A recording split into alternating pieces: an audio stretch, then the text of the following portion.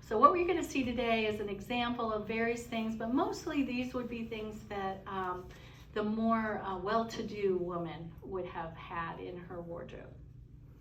So we're going to start today with our first model, Carol Von Miller, who's going to be modeling a lingerie dress, which you might not have heard that term before. You might know it more by the term tea dress or a lawn dress.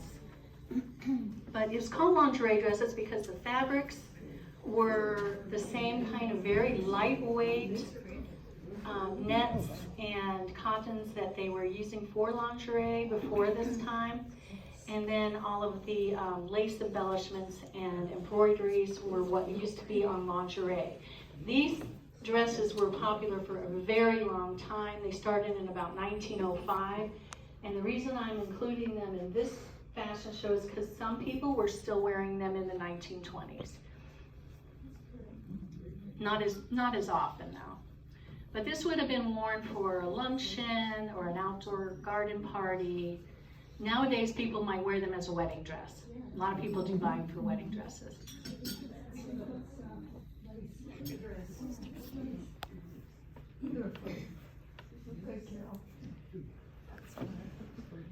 The sleeves are, we were commenting about those sleeves, they're so pretty.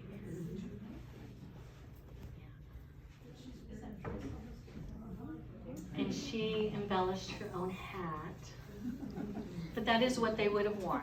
They would have worn a wide-brimmed straw hat embellished with flowers. Very nice.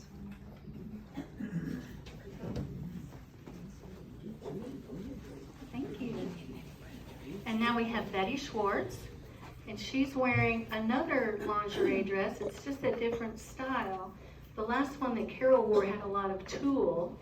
Ooh, And Betty's is a two-tiered skirt. Look how pretty. And she has some pin tucks. Pin tuck pleats were really. Thank you. So nice. And next we have Tammy Wilson. And we're going to switch.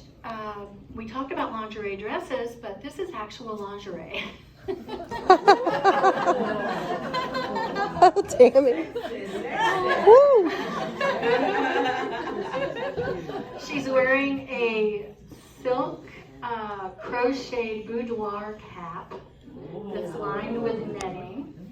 It has a silk ribbon woven throughout. And then her nightgown is silk. And it has beautiful lace inserts and a silk ribbon flower on the bodice. And there's pin tucking again. Give us your come, Heather.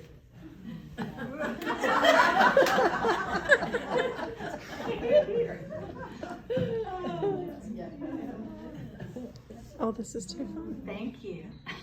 That's great, Tammy. Here, let me take a picture. Here. They did a really beautiful. Perfect. lingerie. Perfect. Love it. You've watched Downton Abbey. I mean, you know. And then now we just wear There's pajamas. lingerie, those silk robes. Okay, thank you, Tammy. Now we have Kathy Hobbs, who's wearing a very ladylike navy blue silk dress with tiered ruffle petals Oh, how pretty. under the drop waist, and a straw hat with velvet flower on the front. That is authentic 1920s. The skirt is beautiful. That's a one-piece crossover. Yeah. So of course that's the outfit you could wear anywhere. Very pretty.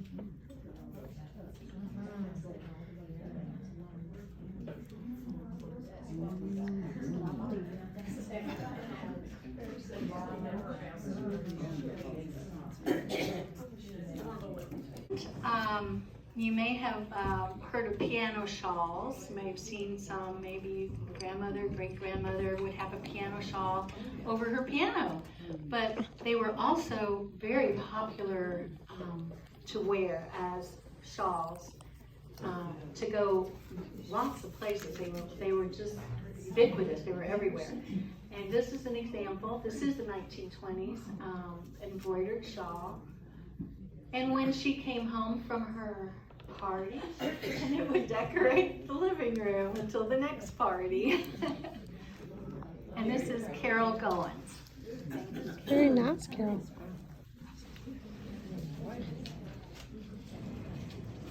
Next we have what sounds like a utilitarian item, which is an apron, but Ooh, this is how pretty. a fancy apron.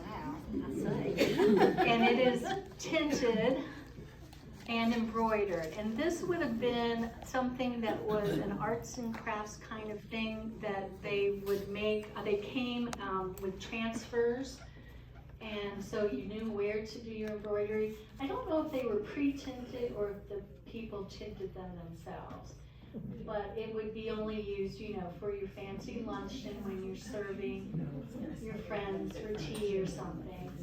And it goes over the head, and then it's just a half apron and back.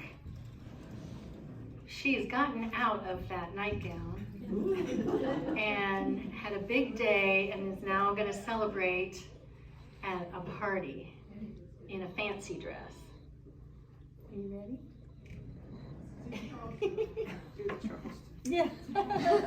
So she's in a silk chiffon with gold beading and bullion, How nice. Wow.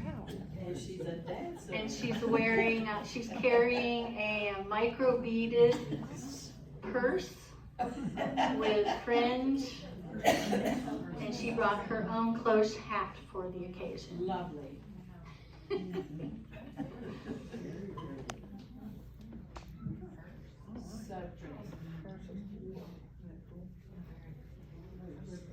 Oh, I know. Give us a little swirl so you can see it, how the skirt flares. Yeah. Oh, yes, she's flaring. Okay. Here, hold on. Thank you. Here, Tammy, let me take a picture. Tammy. And now we're bringing Betty back, and she's also going to a party, but this party, Betty's not coming for a while. You want to get someone else? well, I can talk Okay, for a keep few talking. minutes Okay, all right. because I want to talk about this. One of our founding members, Mildred Mott, she must have had some connections in town because she was invited to the speakeasy at the top of the Harper House. So the Harpers had a secret place where they had parties during Prohibition. And she must have really been a frequent visitor because they actually have a framed silhouette of her and her husband hanging in the speakeasy.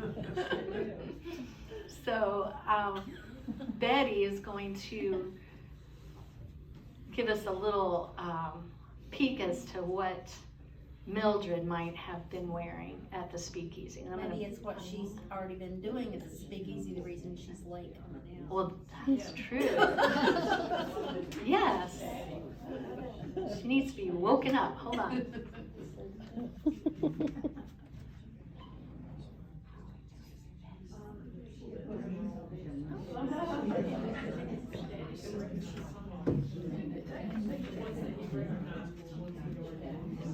I'm going to give her a few more minutes. She's putting her shoes on. Does anybody have any questions at this point? How did you acquire these dresses? Good question. Well, I actually have been selling, I have an online vintage clothing shop. Yeah, and I've been selling online for about 12 years, since 2009. But where did you find them to start off with? Well, to be honest with you, I started selling my own clothes. I had some 1970s like gunny sacks and stuff. And so I started, I thought, well, I don't know, give it a try. There's a long history that led up to this with vintage handkerchiefs and stuff, but anyway, they sold, and I thought, well, this would really be fun. I could really get into this, you know. So I started going to Goodwill, and then I would go to thrift shops, and then eventually I went to estate sales, and now I do mostly estate sales, and sometimes get called by private people who have family members, and do some online auctions. And here she is. It's the party animal. Oh, wow. She's an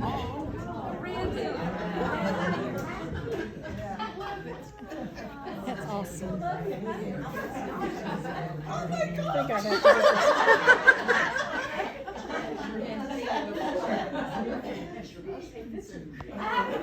have to get I'm not going to let him either. I think that's your New Year's Eve outfit. this. I think so. I have to send this to- I want you to like turn around and make that fringe, you know, hop around. Oh, it's so beautiful. Do a little Charles. There you go. Look at the fringe on the sleeves. Here, Betty. This is the look, right?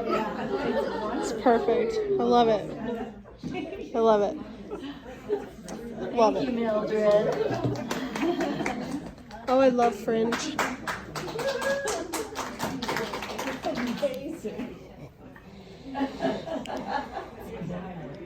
Betty's got another career. Yeah. It's always fun to be somebody else for a day. Oh, you forgot. Oh. For our final outfit, we have a beautiful satin wedding dress. Oh, that's so and piano lovely. shawl. And Kathy, if you could take the shawl, just put it down a little bit so they can see that, yeah. And there's a really beautiful silk flower at the bodice, and the ruching on the hip is so flattering. Handkerchief pin, that's also 20s. And she looks amazing in it. Where did all that ruching go? It's so nice, like it hit everything. Oh my God, I need some more of ruching that. It's really flattering. Let's bring ruching back. Yeah. You can hide your fupa. You look so elegant. Yeah, very elegant. Here. Now we're going to bring all the models back out so we can have a picture. You're staying out. Hey ladies, come in line up. Oh, I want to mention the display over here to my left. You need to come and see it. Gina's just done a beautiful job. She has books and all kinds of books about fashion and all books, cookbooks from the 20s. She's got a ostrich feather fan and a hat, and then Becky brought in her grandmother's amazing dress. It's just just incredible condition that you have to come take a look at. Becky. Becky.